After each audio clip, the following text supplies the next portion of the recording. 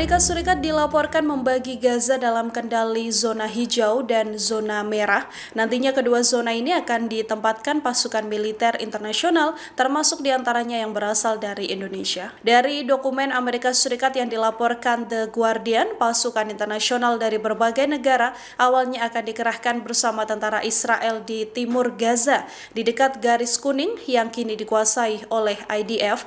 Namun pada Kamis 13 November 2025, konsep operasi Amerika Serikat akhirnya menetapkan bahwa pasukan akan bertugas di zona hijau saja. Pasukan Stabilitas Internasional atau ISF tersebut diantaranya akan diisi oleh kontribusi kelompok NATO dan mitranya yang mencakup negara Eropa, Asia, hingga Timur Tengah. Indonesia bersama Azerbaijan juga disebutkan akan menyumbangkan pasukannya ke jalur Gaza. Amerika Serikat membayangkan akan ada pengerahan pasukan hingga adanya kekuatan penuh 20.000 tentara di seluruh wilayah Gaza tersebut. Pejabat Amerika Serikat menegaskan para pasukan ini akan terus berada di zona hijau bersama dengan pasukan Israel.